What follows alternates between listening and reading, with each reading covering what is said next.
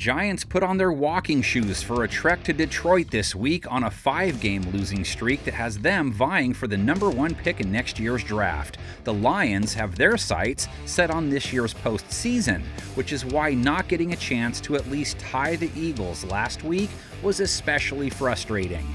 Oh, come on. Come on.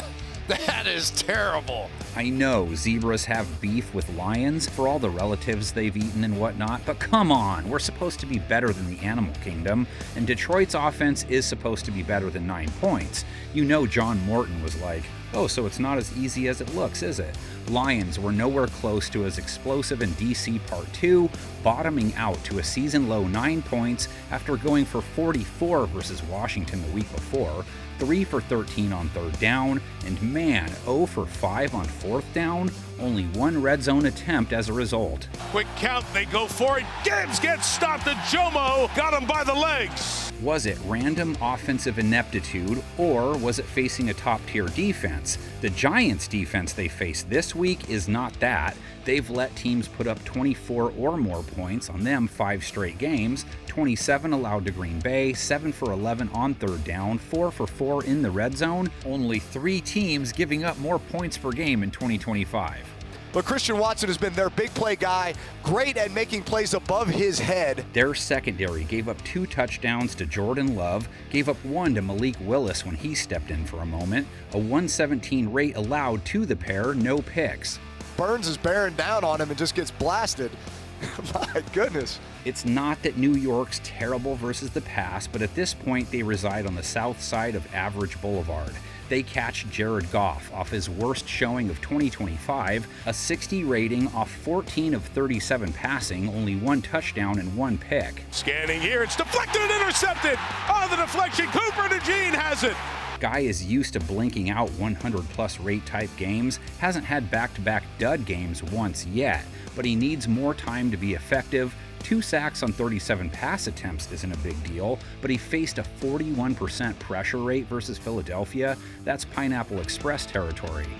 Goff, spinning, firing, incomplete for Jamison Williams. Giants could pose a problem on that front, or Brian Burns could at least. He got both of the Giants' Love sacks last week. He's up to 13, second most in the NFL. G-Men hit Love a healthy 8 times, too. Really a huge run lane here if Jordan Love is able to step out of this. The heat they put on Love helped limit him to 174 yards passing. Their DBs gave up 2 touchdowns to Christian Watson, 46 yards, 53 yards allowed to Romeo Doubs. Now on to Amon-Ra St. Brown, hits this game off a 42-yard shift. 5 come, picked up, Goff throwing complete for St. Brown. 2 catches on 12 targets, though. That connection needs tweaking. Jamison Williams speeds in off a touchdown and 88-yard game. Understand the kind of speed that guy has. Watch when he makes the break. Has a touchdown in 3 straight, 66-plus yards in 4 of his last 5. Has to remember, Madagascar Marty also doesn't care for hugs. And Gibbs led the way versus the Eagles with 107 receiving yards. Gibbs taking off again. Still rolling. Jameer not as effective as a runner though, 3.3 a carry, 39 yards. He's been at the ping pong table, 39 yards last week, 142 the week before, 25 the week before that, 136 the week before that. So in theory, ready for another C-note. And that pattern has a good chance of holding true as the Giants are allowing runners 5.5 a carry, no team more generous down low. So now they go with an end around for Bo Melton, who finds an alley and finds a first down. Giants' propensity to make other teams look good with the ball puts pressure on their points-challenged offense to try and keep up, which it has a hard time doing without its top quarterback, running back, and wide receiver. What do you need those for? They rolled with famous Jameis last week. Watson's fun to watch if nothing else, trying to lick W's, I guess. Oh, look at Jameis!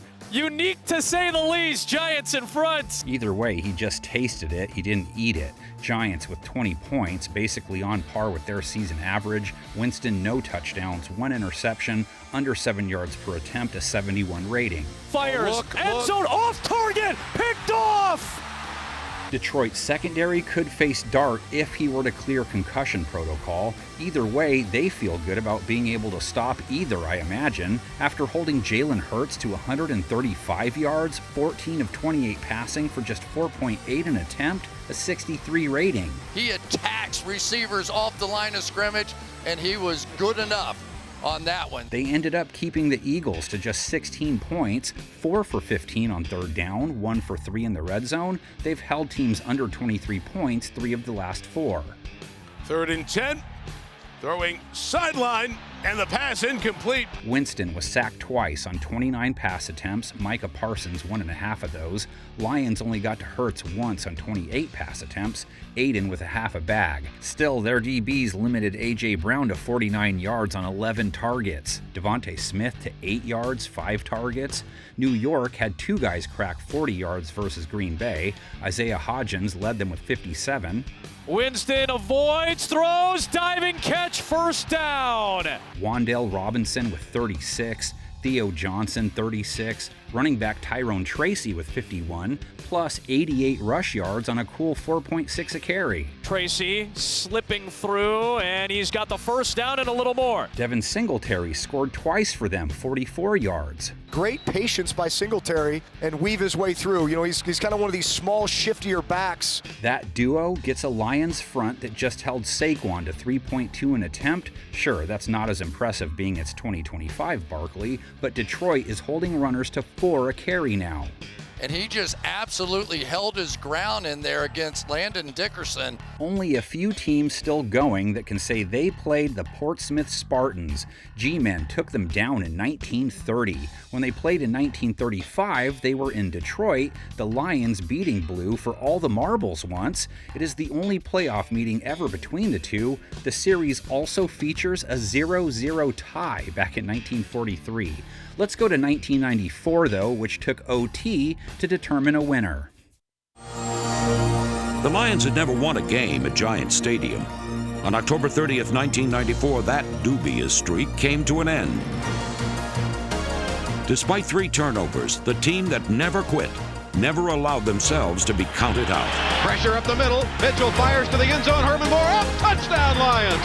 Herman Moore saw the football, adjusted back to it. Transplanted Lions fans got a close-up look at Herman Moore and at a new addition to the Lions defense, Mike Johnson, number 59, who made his mark at outside linebacker. When the Lions weren't getting big plays from Mike Johnson, they turned to Barry Sanders, whose 146 yards put him over the 1,000 mark for the 6th straight season.